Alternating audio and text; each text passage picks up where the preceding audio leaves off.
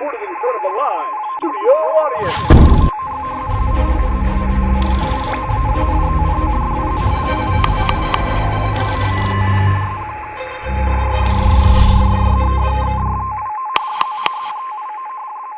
Bismillahirrahmanirrahim. Assalamualaikum warahmatullahi wabarakatuh Atira Friends.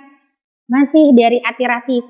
Hari ini Atira Talks, cerita inspiratif juara O2SN, Olimpiade Olahraga Siswa Nasional. Dan Namira sekarang sudah bersama dengan Muhammad Egy Zewail. Benar ya? Betul. Dipanggilnya apa nih? Dipanggilnya Egy. Egy. Oke. Egy gimana kabarnya? Baik. Alhamdulillah sehat ya, terlihat dari Iya. Boleh tidak terlalu gugup? Iya, boleh. Oke, jadi hari ini Namira bersama dengan sang juara kita, juara 1 50 meter gaya punggung putra renang. Yang tadi Namira sempat menanyakan, ini benar ya putra renang, bukan renang putra? Dan ternyata memang seperti itu ya Egy ya, putra renang. Nah, karena yang di-highlight adalah juara satunya Egy waktu O2SN, ini kita pengen nanyain bagaimana perasaannya Egy pertama kali tahu kalau akan berkompetisi di Olimpiade. Jadi pertama kali, jadi yang kemarin itu bukan pertama kali sebenarnya. Oke, udah sering ya? Udah sering, dari kelas 4 SD pertama. Ya, waktu di kelas 4 SD itu ya seperti kebanyakan orang gugup pertama kali. Tapi waktu kelas 4 sebenarnya itu saya tidak diunggulkan bisa lolos ke nasional. Oke. Cuman ya alhamdulillah iya, lolos ke nasional. Oke. Jadi memang ada keinginan Egy gitu ya. Egy memang suka berenang. Awalnya sih nggak suka, cuman lama-lama jadi suka. Karena sudah terjun di dunia sudah. atlet renang gitu ya. Nah, kita pengen nanyain juga nih, apa yang Egy lakukan untuk mempersiapkan Olimpiade, baik itu untuk fisiknya sama mentalnya? Kalau secara fisik itu sebelum Olimpiade Nasional kemarin ditambah jadwal latihannya dari yang 4 kali seminggu menjadi 6 kali seminggu. 4 kali di latihan di Atira, latihan fisik dan latihan sprint. Ada tempat lah pokoknya untuk menambah intensitas latihannya. Ya, latihan renangnya bukan? Gayanya. Oh, untuk gayanya. Terkhusus untuk gaya punggung. Punggung ya. Oke. Jadi kan dibilangnya tadi Egy normalnya itu 4 kali dalam seminggu. Tapi karena untuk Olimpiade jadinya ditambah lah. Jadi 6 kali dalam seminggu. Iya betul. Kalau untuk durasinya itu bisa sampai berapa jam ya Ki? Kalau durasinya itu biasanya 2,5 jam. 2,5 jam? Iya. Artinya kalau untuk persiapan Olimpiade bisa lebih dari itu ya? Bisa. Kalau untuk mentalnya sendiri itu kan tadi dari segi fisik. Persiapan mentalnya Egy untuk ikut Olimpiade gimana? Persiapan mental, saya cuma dikasih tahu sama pelatih saya kalau mau turun lomba itu nggak usah pikirkan lawannya, pikir diri sendiri saja. Iya. Betul, karena kita harus fokus dulu sama persiapannya kita. Selama kita sudah melakukan yang terbaik, nanti hasilnya ya kita serahkan saja. Betul ya? Iya. Sesuatu. Oke, kalau untuk Egy kan sudah menggeluti dunia olahraga khususnya renang dari kelas 4 SD. Dari kelas 1 SD. Oh, sebenarnya dari kelas 1 SD. Iya. Tapi mulai ikut Olimpiadenya dari kelas 4. Kelas 4 yang lolos ke nasional itu. Iya. Wow. Nah, kalau ditanyain nih ya Egy ya, apa sih momen paling berkesan di Olimpiade atau apapun itu selama Egy terjun ke dunia renang yang paling tidak bisa dilupa sama Egy? Yang paling berkesan ya tentu juara 1 nasional. Oh, yang ini yang barusan ini? Yang ini. Setelah berapa tahun itu Egy? Setelah kelas 1. Sekarang Egy kelas berapa? Kelas 9. Kelas 9. Jadi kurang lebih ya 8 tahun ya Egy ya? Iya, 8 tahun. 8 tahun geluti dunia renang dan alhamdulillah ini baru ya di tahun ini ya Egy? Apa tuh? Yang untuk Olimpiade Olahraga Siswa Nasional, yang O2SN-nya? Bukan. Sudah pernah ikut sebelum-sebelumnya. Waktu di kelas 4 itu lolos ke nasional, cuman nggak juara. Tapi ini memang yang Masya Allah. Jadi itu yang paling berkesan ya, karena setelah dari kelas 1 SD sudah menggelut ke dunia renang, sudah sering ikut olimpiade dan alhamdulillah sudah melewati beberapa seleksi. Akhirnya di tahun ini sudah kelas 9 itu akhirnya dapat deh gelar itu ya. Juara 1 50 meter gaya punggung putra renang. Kalau Egi sendiri memang spesialisasinya gaya punggung ya? Iya betul, gaya punggung. Jadi kalau untuk atlet apakah bisa berubah-ubah atau kalau punggung ya punggung aja? Kalau bisa berubah.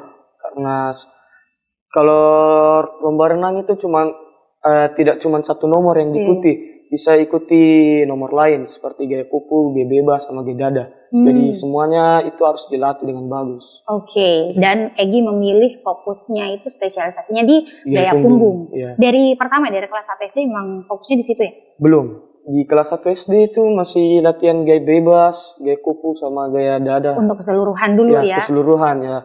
Ya dilihat yang mana yang bagusnya. Ternyata bagusnya di punggung. Itulah yang difokusi.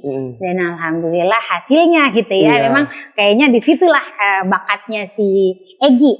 Nah, sebagai anak pastinya peserta didik, ini pengen ditanyain bagaimana sih dukungan keluarga untuk karirnya Egi dalam dunia renang? Kalau bicara dukungan sih itu luar biasa sekali. Masya Allah. Karena biaya latihan, alat-alatnya juga itu semuanya mahal. Padahal dalam benak kita selalu kiranya kalau renang ya udah renang aja. Tapi ternyata ada beberapa hal alat-alat lain ya. Ada alat-alatnya. Yang untuk membantu itu. Bagaimana peran serta? Nah kalau tadi kan keluarga masih secara umum. Orang tua nih. Untuk mendukung Egi. Orang tua atlet juga ya? Tidak. Enggak. Iya. Tapi memang bagaimana supportnya orang tua ke Egi selain tadi mungkin materi, mungkin yang unmaterial. Kayak apakah dia memang support Egi untuk fokus jadi atlet atau kayak gimana? Jadi dulu itu sebenarnya saya ikut renang itu bukan karena mau jadi atlet. Awalnya cuma mau tinggi. Bukan. Terapi asma. Iya. Asma. Cuman lama-lama asmanya hilang. Lama-lama jadi atlet nih. Ya alhamdulillah. Fun fact ya. Jadi awalnya adalah untuk terapi. Dan alhamdulillah keterusan difokusilah. Yang padahal awalnya bukan itu niat awalnya. Seru alhamdulillah ya Egi ya. Karena memang mungkin ya disitulah jalan rezekinya Egi untuk jadi atlet. Selain Egi ada nggak sih keluarga yang juga bergelut di dunia renang ataupun olahraga? Kalau di olahraga sih enggak. Egi lah, nanti kayaknya anaknya Egi. Dan selanjutnya nih kan pasti banyak nih dari sahabat Atira yang menonton tayangan ini yang interest sama renang. Kalau dari Egi sendiri boleh nggak sih bagi tips and trik buat sahabat Atira yang punya mimpi untuk jadi atlet renang kayak Egi? Pesan saya sih jangan pernah menyerah dan latihan terus. Karena kalau tidak latihan, bagaimana mau juara? Yes, betul. Jangan cuma inginnya saja, tapi usahanya nggak ada ya. Betul. Karena lihat, Egi sampai sekarang masih ya 4 kali seminggu. Masih. Nanti kalau untuk fokus olimpiade barulah ditambahkan intensitas latihannya. Kalau saat ini masih 4 kali seminggu ya? Masih sering. Di hari apa aja? Senin sampai Kamis. Nah, karena kan ada kesibukan latihan, Egi juga masih seorang siswa ataupun peserta didik. Kita pengen nanyain bagaimana caranya Egi bisa menyeimbangkan itu semua antara olimpiade ataupun latihannya di sekolah juga dan kehidupan pribadinya Egi. Kehidupan sehari-harinya gimana tuh? Jadi kalau saya itu kalau sekolah harus fokus supaya tidak terlalu diulang-ulang malamnya. Biasa kalau sudah latihannya itu jam 6 jam 6 baru pulang, sholat, makan, istirahat. Dan jam 9 itu kalau ada tugas ya dikerjakan secepat mungkin. Ya. Jadi difokuskan setiap ada yang satu diselesaikan dulu. Alhamdulillah sejauh ini aman ya, Ya aman-aman. bergaul juga ya. Ya bergaul. Bergaul juga, jadi tetap jalan semuanya sebagai peserta didik ataupun siswa, sebagai atlet. Jadi memang sudah ada jadwal-jadwalnya masing-masing ya Gi ya. Iya. Karena kan apalagi jadwal latihannya sudah terorganisir Senin Iya. sampai Kamis. Nah setelah itulah baru untuk kehidupan pribadinya. Karena kan juga kita sekolah di Atira cuma sampai Jumat. Iya, sampai Yes. Jumat. Jadi Sabtu Minggunya ya bisa lah quality time bersama keluarga ataupun teman-teman. Nah kalau sebagai atlet renang, atlet tampon itu ya pasti kayak ada pola makan yang Ya, harus dijaga atau aktivitas yang dibatasi demi menjaga kebugaran tubuh, karena kan kayaknya kebugaran tubuh itu yang jadi kunci untuk atlet kan. Betul. Ada nggak sih kayak aktivitas khusus ataupun pola makan khusus? Kalau pola makan sih itu ada larangan. Oh ada Ya, larangan. saya dilarang makan Indomie. Oh iya, mie instan nggak boleh Nggak makan boleh, instan. Sama snack instan gitu nggak boleh, kayak burger itu nggak boleh. Oh nggak boleh makan makanan instan. Mm-mm. Selain itu ada lagi malah yang kayak maksudnya yang harus, kalau itu kan yang menjadi larangan. Kalau yang menjadi kayak ini harus makan ini nih. Ada buah-buahan, Oke. buah-buahan dan sayuran. Buah-buahan dan Harus. sayuran dan kalau bisa dihindari makan makanan instan ya. Iya betul. Makanan instan karena itu berpengaruh untuk kebugaran tubuhnya betul. Egy. Alhamdulillah dijalankan sampai saat ini. Iya. Kok ketawa-ketawanya ketawa-ketawa asli. Mungkin kalaupun ada cheat sedikit boleh lah ya. Dia yang langsung semangat, boleh. Yang penting itu tadi, tetap sayuran dan buahnya juga tetap harus seimbang harus ya. seimbang. Jadi kalaupun mungkin cheat sedikit, oh ya makan instan, langsung dibayar dengan buah dan sayur tadi ya.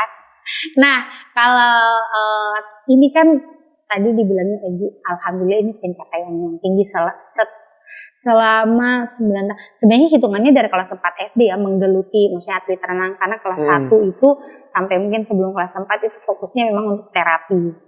Selama itu Egy kan udah mengikuti beberapa olimpiade, dan alhamdulillahnya yang paling terakhir ini pencapaiannya itu di ajang Olimpiade Olahraga Siswa Nasional dan meraih juara 1 50 meter gaya punggung putra renang. Iya.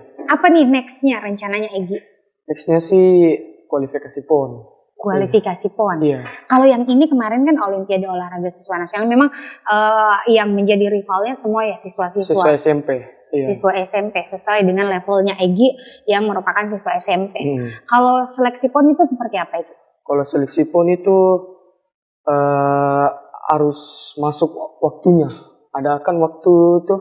Oke. Waktu pertandingannya harus ada limitnya. Limitnya harus masuk baru bisa lolos. Baru bisa lolos. Iya. Sebelum-sebelumnya apakah Egy sudah pernah ikut seleksi? Iya sudah pernah. Oke, jadi memang sudah ada proses-proses itu, yang ingin dicapai adalah peringkatnya lagi. Didoain ya, karena kan kemarin juga sudah sering ikutin Olimpiade Olahraga Siswa Nasional. Iya. Proses-proses seleksinya dan juga sudah pernah mungkin beberapa kali masuk walaupun belum dapat gelar juara, dan akhirnya tahun ini dapat. Didoain lah semoga nextnya. Yang paling penting latihannya juga tetap ya. Iya. Seperti yang tadi Egy sampaikan bahwa paling penting latihannya, selain mungkin keinginannya yang kuat untuk meraih gelar juara, dan yang paling penting menjaga pola makan juga ya. Closing statement deh dari Egy untuk teman-teman sahabat Atira yang mungkin ingin berprestasi seperti Egy. Karena kan kalau dibilangnya prestasi selain akademik, olahraga juga ini salah satu yang menjadi incaran anak-anak muda saat ini ya. Boleh silakan closing statement untuk anak-anak yang ingin berprestasi di bidang olahraga seperti Egy. Pesan-pesan? Iya.